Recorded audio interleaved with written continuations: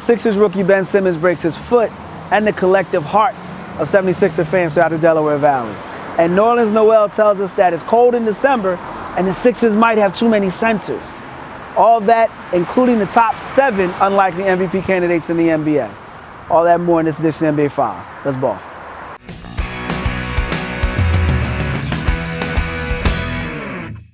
And welcome back, everyone, to NBA Files. As always, I'm Kwame Fisher-Jones, joined by my man, Roy Burton. Today's opening tip. Breaking news, pun intended. Ben Simmons breaks his foot in all Sixer fans' hearts collectively through the Del Valley. Indeed. What are your thoughts on this, man? Well, first of all, I just want to, send out my condolences to the Sixers fans who are already lining up on bridges. The Gurney lineup. Who are lining up on the bridges all across the city. We talked about this before the show. This isn't the end of the world. This isn't a season-ending injury. This isn't a career-ending injury. We're hearing various reports, 8 to 12 weeks, depending on the type of fracture. This can be, I know we're trying to be positive. This could be a good thing in some aspects, because when it comes to Ben Simmons, he could use this time to kind of get used to the NBA, kind of get used to life in the NBA, get used to his role on the team, get used to things like that. And personally, I think he could use this time to work on the shot. Because again, you could take this time. You can't walk right now. No, but you don't need to walk to get your form down. His problem is his form with his jump shot. And if you can spend 8 weeks standing in that boot, getting that jump shot form down, this isn't a bad thing at all. Well, specifically, they're saying that it's the bone that connects the pinky toe. Yes, that was correct. shot off in Harlem Nights. the pinky toe. Right. And I heard 8 weeks, you heard 12 weeks. I think we both expect to see him around MLK Day, the holiday game. Yeah, maybe if you get lucky, maybe around Christmas, but that's, you cross your fingers on that.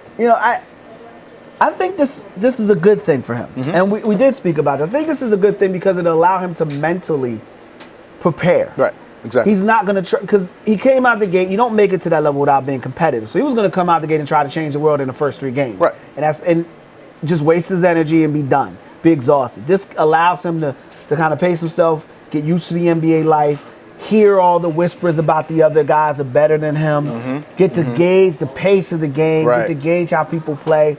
We get through the Embiid, is he, won't he, how many minutes you going to play Embiid, is Nerlens still mad, is Jaleel going to talk this week, stuff like that will all play itself out. Right. So by the time he comes in, it's all about Ben Simmons, but it's okay, now he's finally here. Right. So it's kind of he's making an entrance. So I won't say I'm happy, but the mental part of the game was the one we had questions about with him. Correct. It was never the skill set. Right. So this will give him a chance to kind of build. The bigger question I have, and I'm going to throw this curveball at you. I've had issues with the Sixers management, specifically the people Hinkie brought in. I was with him in the beginning. You have a guy that adds 30 plus pounds of muscle in an hour? There's no way. He didn't add that much. Okay, he added at least 20. I don't think he added that much either. He looked like he added at least. Okay, well, how much do you think he added? He probably added 15 pounds of muscle. He was 15. Okay, but even 15. Okay. In 2 months. But he was 240 at LSU. Okay. Let's say he played his way down to 235. Let's say, and let's say he built back up to 250. That's not, people roll their ankles on Kevin Durant weighs 120 pounds. But he didn't roll his ankle. He broke his foot. No. The initial report was he rolled his ankle. When he did the X-ray, he broke his foot. Same thing with Kevin Durant. Kevin Durant was a rolled ankle. When he did the X-ray, he had the Jones fracture. He missed a year. Kevin Durant's organization does not have the history of poorly evaluating injuries that the Sixers organization does. Okay. They drafted a guy who everyone and his mama knew he had back issues going back to high school. Right. They traded for a dude who they had to talk to 19 doctors just to get cleared to give him the insurance policy. And now you have a guy that you add realistically too much weight, whether it's 15, 20, too much muscle. I think that's a bad excuse. That's a poor excuse. I don't think that's the reason. Well, how do you? Okay, injury history. People roll their ankles all the time. Injury history before, but he didn't roll his ankle. He broke his foot. No, he rolled the ankle when they did the X-ray. They found out that when he did that, he re-broke his foot. It's the same deal. It's the same thing as Kevin Durant. Apologies. It's the same thing as Kevin Durant. Well, Kevin Durant's fracture was worse. Any injuries in OKC? Did they have to go see 19 doctors to get a player on the floor at OKC? If you got to see 19 doctors for anything. Your issue is that the second it happened, they didn't know exactly what the problem was. They didn't know until 2 hours later. My issue is I have questions about the Sixers organization and the way they evaluate things. Okay. And rightly so. You should have those questions. Here you have the prize acquisition, the face of your franchise. The dude you're sending out to every barbershop, to every beauty salon, every water ice place to go smile and shake hands. Right. And the least you should do is be at least cautious about what you're doing with his body. He should not be adding that much muscle in such a short amount of time at such a young age. Okay. If he lost weight, I wouldn't have, but that much, because you look at It ain't New Orleans, 30, it's not 30 pounds. okay, it's but not you look 20. at New Orleans, he ain't gained an ounce of muscle. Jalil had to go to LA to get in shape. Seriously. Right, no, you're right. Joel was supposed to be back a year ago? A year ago. And then he gets hurt again. Right. And they keep pushing it on the players like, yo, it's their fault they don't want to play. Well, what are you telling me now? So I have some issues there. I really do. I think you have a lot of I got to choose my words carefully. You have people who have questionable skill set assessing your top flight talent. So your issue with the Sixers is that they directed Ben Simmons to gain too much weight? They gave him a poor regimen. Okay. They didn't take into account his body. They didn't take into account the measurements. And they'll say they did, and they'll say injuries happen. That's fine if it didn't happen 17 times before then. As a parent, your child does something once, you say, all right, don't do it again. Right. He robs a liquor store 17 times, you got a criminal on your hands. So you have to understand where you're going with this thing. So if he gets hurt again, or if Embiid gets hurt again, in that foot, somebody should be on the unemployment line that has an MD behind their name. I'm just saying. I want to jump to New Orleans Noel. Yes. As I go from one disgruntled fan to a disgruntled employee. Yes. Shout out to Keith Pompey too, man. Yeah, no, he's one of the good ones. Pompey gets the scoop. He was right on it, man. He got was it right on well, it. That was before media day. Yeah, and he got it because they don't talk. The Sixers players don't talk to a lot of people. But anyway, give it backdrop. New Orleans is upset because he says there's too many centers on the Sixers team. Right. And he also broke other news that it's cold in December. I mean, did we not know so many centers? We all knew that. So when you hear that, though, what do you think? And then I'm going to give you a story behind it as well. Okay, well, he's 100% accurate. We both agree on that. Like you said, it's cold in December. Like, that's not breaking news. Thelma from Good Times looks good. Exactly. Sophia Still Vargas does. is pretty. I probably wouldn't have voiced that publicly. Expensive. because again, I mean, the Sixers had little Why leverage would you not as say it it is. publicly? No, because again, disgruntled employees are harder to trade than non-disgruntled employees. If you didn't know, like everybody knows Nerlens Noel's upset now. If you didn't know, if you're one of the other general managers and didn't know that one of your guys those guys is upset, maybe you offer a little bit more to the team. Now you just made it harder on. They had deals on the table. You made it harder on your team to trade you because now you know one of those guys has to move. Nah, he forced their hand.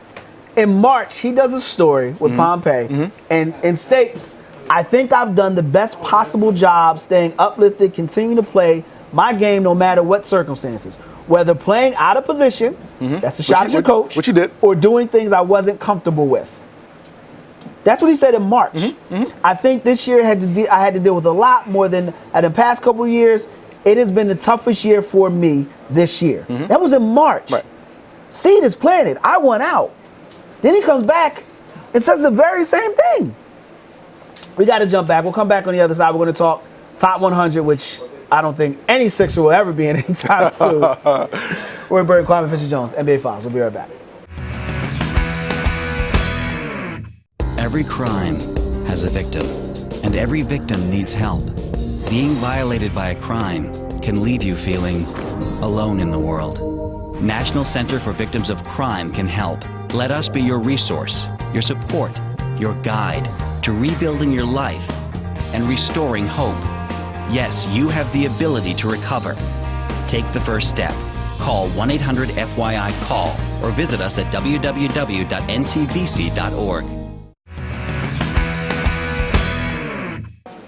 Welcome back to the NBA Files. Roy Burton, Kwame Fisher-Jones here at Gary's Barbershop. And the two of us don't agree on a lot on this show, but we agree on this one thing, and we also agree with Sports Illustrated, who came out with their top 100 for the 2016-2017 season, and the number one player on that list, as he should be, still down with the king. LeBron Raymond James. Still down with the king. Now, he should be. Now, is there any? Can you make a case for LeBron not being the number one player on this list? No. None at all. No. Not the fact that he's going to be 32 years old this year. He's what, top 40 all time in minutes. I don't care. Not including playoff minutes. Here we go. 6 straight finals appearances. I'm playing devil's advocate right now. You're not playing devil's advocate. I am. You want to wear your Durant jersey. That's all this is. I'm just saying, can you make a case? Can you make a case against LeBron James for number 1? Who do you want to replace him with? I personally don't want to replace him, but if I had to replace him, there's nobody. If I had to, there is a guy in Golden State. Yeah, not named Steph Curry. If you had to, someone put a trading day on you. you would just no. Kevin Durant is not in NBA Finals. Mm-hmm. Great players lead their teams to great heights. Mm-hmm. Kevin Durant's been nowhere. They've gone nowhere. Right. So no. They got the top 3 right. No, Curry, Durant, LeBron. I agree. In that order. Well, no, I'm sorry. In LeBron, Durant, Curry.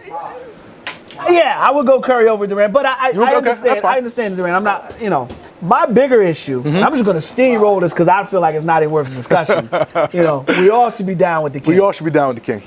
How can you tell me? Here we go. A player is a top 10 player and his team can't win more than 30 games? I can't make an argument against that. Okay. I can't. How can you tell me a guy is a top 10 player? Say his name. Top 10, not yet, because he hasn't earned that right. Okay. How can you tell me he's a top 10 player and everyone in the top 10, excluding him, has played on a team that's been to at least the second round of the playoffs? You make a very, very fair argument. So my question for you is, earmuffs, kids, why the hell is Anthony Davis on the top 10? Because Anthony Davis, and again, I'll play devil's advocate on this one because I agree with you on this, but Anthony Davis, people are still enamored, enthralled by that skill set. It's your analytics crew, man. No, it's not even analytics. I mean, he's a 6'11" guy who can handle the ball, who scores 24 points, grabs 8 rebounds. Who did you want to replace him with? You want to replace him with somebody else. I probably would have replaced him with DeMarcus Cousins. He's a better player. I would put him in my top 10. There's no way you can explain to me how a dude who, and I'm tired of hearing about him. I'm tired of hearing about how good he is. Mm-hmm. We killed Kevin Garnett. Killed him for years. Mm-hmm. Because he couldn't get his team further in the playoffs. Right. He won 50 games every year. Right. This cat can't win 35. He can't. And he has talent around him. He has playoff level talent around him. He's got. That's a great point. He's got playoff level talent around him. He's had good coaches. He's had a solid general manager. Yep. He's got an organization that's hell bent on putting him out there as a top player. He's played on the Olympics. He's played at a high level in college. There's no excuses. At some point, he's not that good. He's got to do it. We got to stop giving him passes. He's a numbers prostitute. I'll use that phrase because I don't want to say that. At some point, that's what he is. Mm-hmm. Another person. Now, we replace some people, but this dude has gotten my crawl for years now. Mm-hmm. And I'm tired of him getting a pass. And they got this clown in the top 5. And I'm saying clown. I knew where this was going. I knew this was coming. Chris Paul? Really? How long? How long with Chris Paul? You're gonna tell me if you put Kyle Lowry on the Los Angeles Clippers right now, and put Chris Paul on the Toronto Raptors, Kyle Lowry couldn't do what Chris Paul does with the Clippers right now. Who's a better defender? I would say it's about what and what. Chris Paul's a reacher, and he's a charger. But Chris Paul's been all defensive 6 years in a row. He's been all NBA 6 years in a row. I mean, the man has shown you. The man has shown you that he is an elite level player. I agree. I would have flip flopped him in Westbrook because I think Westbrook's a better player. No, I would. He shouldn't be. I wouldn't have. This is what I'm doing. Okay. I'm taking the top 10 and I'm taking the 3 of them out. The top 3 out. And no, I'm taking Anthony Davis. Okay. Oh, excuse me. I'm taking 3 people out. Okay. Anthony Davis, Chris Paul, and until James Harden mans up and crosses half court and plays something reminiscent, something of an ilk of defense, he's out of the top 10. Okay. And I'm replacing them in order: Damian Lillard, Jimmy Butler, and Klay Thompson. And I'm bringing everyone down. So Lillard is 10. Then you got Griffin at 9. George. Then you got Butler, Thompson, and so on, and going down there. I don't think you can tell me with a straight face. I'll put it to you this way: if you're a general manager, you get a call. I'll give you James Harden for Klay Thompson. Who's saying no to that? See, that's really what this list kind of should be. It's like, all right, if somebody calls you and says, I'm going to trade you player X for player Y, would you do it? If the answer is no, then your player is obviously more valuable than the other guy. And like you said, if I had to do the James Harden, Klay Thompson thing, if I had Klay Thompson, I probably wouldn't trade it for James Harden. I probably wouldn't do it. I wouldn't have James. And I'm bothered. I look at this and you got Paul George and Kawhi Leonard sandwiching Anthony Davis and James Harden. Paul George, who we'll talk about a little later in our Unlike the MVP segment.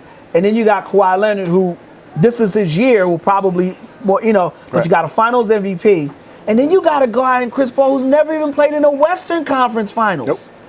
And he's had talent. He's had tons of talent. I mean, he's like Anthony Davis. He has no excuse. He has Blake Griffin and DeAndre Jordan with him. Like he's got shooters. He's got JJ Redick. People give Chris Paul a pass. He gets a pass. He's gotten a pass for years. He gets abused by other guards in the NBA. Not used, abused. He's all deep. He's a really good defender. He's a really good defender. I mean, Steph Curry's on line 3. He disagrees. I know you go to sleep early. You missed those West Coast games. Russell Westbrook's on line 3. He disagrees. You know what I'm saying? Damian Lillard disagrees. I'll get you a DVR. You can tape the league games on League Pass. So when you go to sleep, you can wake up and watch it. I don't even see him flop anymore. He's a good defender. He's a flopper. He's a flopper. He'll always be a flopper. Oh gosh. He's a guy that punches guys in the man parts. He does. He does everything that you're not supposed to do to win because he can't do what you're supposed to do to win. Draymond Green punches guys in the man parts. He wins. Draymond Green isn't in the top 10. I'm saying he punches guys. He wins. But he's not in the top 10. Well, he's not even top 5. Was he top 20? I don't know where he was. Yeah, Draymond Green was in the top 20, which is a whole nother issue. But 20 through 10, you're just filling in the blanks. Mm-hmm. You know what I mean? I would, if you made an argument for Draymond Green in your top 10, I could hear that argument more than Chris Paul and Anthony Davis. Really? But I don't think any losing player should even be mentioned because as a top 10 player, you're supposed to elevate. Now, give me a guy that you thought they had right, like in the perfect outside the top 3. Give me a guy you thought they had right. Well, see, the top 3, I think they got perfect. Again, I really don't have an issue with the list. Paul George probably is the guy they got right. He's a guy who before this offseason, didn't get a lot of top 10 love as far as players in the NBA. Paul George, again, like you said, we'll talk about him in a few minutes. He's one of the best wing players in the NBA, one of the best two-way players in the NBA. He's finally getting that recognition he deserves. I think he got good treatment on that. Yeah, I'm looking forward to the Paul George discussion. We'll be right back. When we come back, we're going to talk our top 7 unlikely MVP candidates not named LeBron, Durant, or Curry. That was a mouthful. NBA Files. We'll be right back.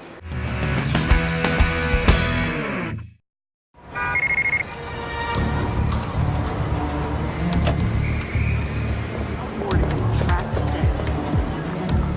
Do not leave bags unattended. Maybe you see something suspicious, but you don't want to get involved. It's nothing, you think. Can you be sure? If you see something, say something. Report suspicious activity to local authorities. Welcome back to the NBA Files. Broadcasting from Gary's Barbershop in Maple Shade, New Jersey. 12 East Main Street, Maple Shade, New Jersey. Shout out to Gary for letting us come through and film. So, our top 7. Every show we end with a top 7. Mm-hmm. This week I wanted top 7 unlikely MVPs. Right. And just like an analytics dude, you overthought the topic. So give me your list of. You gave me a homework assignment. But unlikely just meant like, and I guess I should have said Durant, Curry, or LeBron. But give me your list. All right, so I'm going to go from in no particular order from these 5. I want an order. See, all right. I want an order. See, analytics dudes. 7 through 3. Give me 7 through 3 in that order. All right, I'm going to give you in some order. I'm going to give you Gordon Hayward. Who? Gordon Hayward. John Wall. Hold up, Billy Hoyle. Billy Hoyle. You said unlikely. Man, you gotta be an NBA fan. Unlikely. Who does good? Tell everybody who Gordon Hayward. Introduce the world to Gordon Hayward because I don't think anybody knows with the 20-point score from Utah Jazz. From where? From Duke University. No, I'm sorry. Exactly. Butler. From Butler. I'm sorry, the guy who just missed the shot in the end. You gotta be an NBA fan to know Gordon Hayward. See, analytics was good. But all right, Gordon Hayward may not even make an All-Star game, but he's gonna be unlikely. What do you think? Gordon Hayward's gonna be an All-Star. Just because you say it doesn't mean it's when true. You go to sleep at 9 o'clock and you miss the West Coast games, I don't even think people in Utah watch the Jazz play at this point. They should. Go ahead. Has he made an All-Star game yet? No. Okay. No, he hasn't made an All-Star game. Gordon Hayward. Enough said. Gordon Hayward, John Wall, Isaiah. That's your diversity pick. That's what that is. Isaiah Thomas. Chris Paul, James Harden. All right. Well, here's what we're going to do. I'm going to give my list, and I'm going to give a definition for each player while I put them there. Okay. Give you a chance to fix your list, my friend. I don't need to fix my list. Isaiah Thomas? Because Isaiah Thomas. The 5'7" dude from... The 5'7" dude who scores 20 points a game for a team that can win 55 or 60 games this year. Oh, my All right. Here we go. Come Number on. 7. Give me your unlikely guys who are probably like 5-1 odds in Vegas, but they're unlikely. Go No, ahead. none of them are 5-1 odds. I looked them up. They are. Carl Anthony Towns. Okay. All right. That's my number 7. That's fine. You got a problem with that? I don't have a problem with it. Okay. He's not going to win it, but I don't have a problem with it. But Gordon Hayward is? Yeah, he's got a better chance than Carl Towns. Well, if Minnesota If they do gets what? close to the playoffs, If they get he'll close be to the the reason play- if they why. get close to the playoffs. Thibodeau, one thing he does is he works well with big men. He overcoaches, he pushes people too much, but he works well with big men. So I think Towns will benefit I love from that. Towns. I do. Number 6 is Jimmy Butler. Jimmy Butler. See, that's unlikely. I got no. He's one of my top 2. You know what he does too that Hayward doesn't do and Thomas does? He plays both ends of the floor. Agreed. Scoring average is going up each year. And here's the thing that I really think, and I actually think he's going to be a first team this year, which is going to be tough because you're going to have a lot of small forwards. Right. But he's playing with a pass first point guard in Rondo. Yes. Yes. I like that for him because it's his first time in his career he's had a pass first point guard. Right. So he'll fit well in it. I'm excited to see. This could be a very big year for Jimmy Butler. I agree. Number 5 is Damian Lillard. All right. Another unlikely. Portland's going to suck. Right. They'll be okay, but they're going to suck.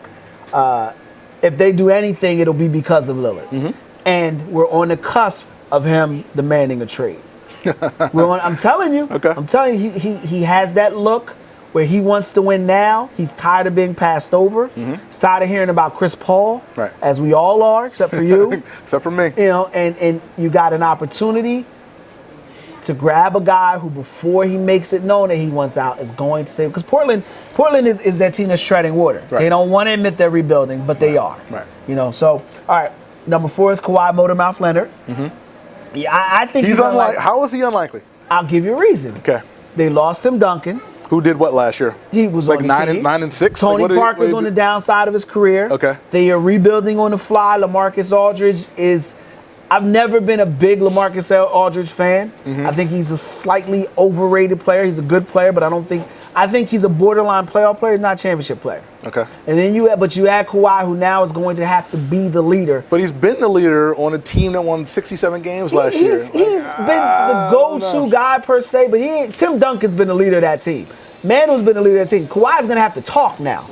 Like, he's going to have to talk and tell people where to go. He's going to have to do post-game conferences. He's going to be the guy that when they lose 2 in a row, it's his fault. So, yeah, Who was talking last year, though? nobody was except for Duncan. Okay. So Duncan's gone now. I mean, Okay. he's got a front office role. Duncan wasn't And Popovich, and even Popovich wasn't talking. Right. That ain't going to fly this year. Okay. He's going to have to coach, and Kawhi's going to have to stand up. Number 3 is Russell Westbrook. All right, this falls into the line of guys who not named LeBron. But with Westbrook, this is his season. His team and his opportunity. Right. It's all set up for him to be successful. And it's kind of like what side you sit on. It's like when your friend wants you to do something goofy, it's like what can go wrong? And something always goes wrong. This is like everybody's so hyped for Westbrook this year. I wonder if he lets us down. I've been on the Westbrook bragging for years. Now, what's your definition of letting us down? Not MVP. They don't make it to at least the second round. Okay, so he needs to have an Allen Iverson type of impact year. So he needs to go, again, we've thrown out numbers about Westbrook before, like 28, 8-8, you know what, 55 wins. Throwing out numbers. Come on, give me something. Give me something. I need to see a team in the second round of the playoffs. Okay. I need to see a guy put together, he put together multiple triple-double games, but I need to see him put together dominant fourth quarter performances. Okay. Like I say, he needs to have an Allen Iverson impact. Damn the other 4 is all about me. Right. And he's got Oladipo. He's got a big lineup, not just a tall lineup. He's got guys with girth behind them. Got Cannon Adams, yeah. Yeah, so the screens and picks and everything. Billy Donovan is a great guards coach. Agreed. Got the most out of Williams, Miller, who's essentially a small forward playing in the guard position. Right. So there's no excuses here. This needs to happen for him this year, and it just seems like it's too easy. I'm concerned. See, I don't know if it's easy though. You lost Durant, you lost Ibaka. I mean, like he's got his work cut out for him. But the Durant thing to me didn't. It's not as big as people are making it seem out because he ran that team. Durant was often begging for the ball. Right, but like you had a team last year who scored 110 points a game. I mean, who was an impressive offensive team, and you took away the best scorer in the NBA and one of the better interior defenders in the NBA, and say, hey, go to an all defense. But go back out there and still get me buckets, even though you're the only guy who's going to get us buckets, Russell Westbrook. The big question, though, is after hearing my list, are you ready to admit that Gordon Hayward was a ridiculous selection? I'm not because, again, unlike you, I followed the homework assignment correctly. And I said unlikely guys and not guys who are rated high in Vegas betting lists. None of these guys are rated high. In Kawhi Leonard is. We'll come back. I know my two. I know my two. You already named my two. So I got. No, my 1 and 2. We'll come back and we're going to do 1 and 2. Okay. I'm going to go first because I'm offended by your first 7 or your first 5. But the 2 that I'm going to name, one of these 2 will win the MVP. Really? I'm willing to bet your card. One of these 2 will win. You ain't bet my card. One of these 2, I'm willing to put it in a line. One of these 2 will win the MVP. How confident are you in your 2? Hold that thought. We'll come right back. NBA Files.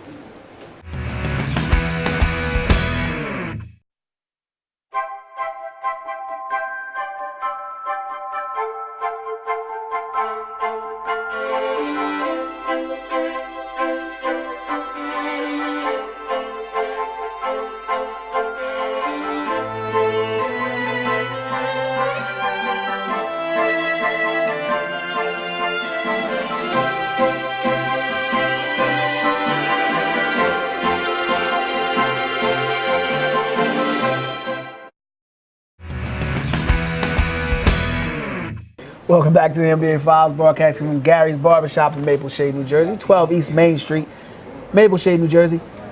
Your list, deplorable thus far. Now we have slots 1 and 2. Yes, sir. Now, the top 7 unlikely MVP candidates, not named LeBron, Durant, or Curry. Right. Who's the number 2? My number 2 is Jimmy Butler. Again, the guy who's on your list. Again, he's playing, again, with good running mates in the backcourt. Rajon Rondo, who was left off of the SI top 100 list for whatever reason. You know, They don't like him. They just don't like him. He's a moody guy. He's a moody guy. We will discuss that. The new media dudes, that's how they operate. I don't like him. So he's playing with Rondo. He's playing with Dwayne Wade. He's a leader of that team now. It's time for him to make that leap in the Eastern Conference where he can make that leap. So Jimmy Butler, number 2 on my list. Number 1. Okay, all right. Number 2. I apologize. My number 2 is Carmelo Anthony. Here we go. You think Carmelo Anthony is a legitimate MVP candidate? He's legitimate. Really? He's legitimate. You talk about a player No. I'm saying he can win it. Oh, he yeah. Can win it. That's what I'm saying. But I felt like he's unlikely. He's unlikely. He's unlikely. Yeah. You talk about a guy that's in a perfect situation. Yeah, he is. And grabbing Noah for them is going to elevate him. Agreed. It's going to put him in a position with hungry basketball. And I wrote down some notes here. But health is the big factor. Agreed. If he's healthy and Noah's healthy and Courtney Lee's healthy, Hornacek is a good enough coach to motivate him, and he has the right temperament for New York. Right. Where I think Carmelo, this should be his year. This should be. Yep. No one's talking about the Knicks. We're going to do a breakdown of teams. I actually like the Knicks to make it to the Eastern Conference Finals this year because Melo should follow up. Give me your number 1. My number 1, and you talked about him before, we're short on time, Damian Lillard. He's number 1. Paul George is my number 1. Okay. And I actually think Paul George wins the award this year. Why do you think Lillard? Because Lillard, he's another guy who is in position to make that leap, as you said. He's on a Portland team who's right on the cusp of making some noise in the Western Conference. He's got a good running mate in C.J. McCollum. 25-7 last year. If he upset a little bit, maybe plays a little bit more defense. He'll be on TV a lot this year. He might have a shot at the award. The lineup, the trifecta of Paul George, Jeff Teague, and Turner will be potent this year. They're going to beat the Cleveland Cavaliers. That's it for this installment of NBA Files. Broadcasting from Gary's Barbershop, Maple Shade, New Jersey. As always, this is Roy Burton. I'm Kwame Fisher-Jones, reminding you that there's no I in team, but there's always 2 I's in championship. Till next week, you be easy.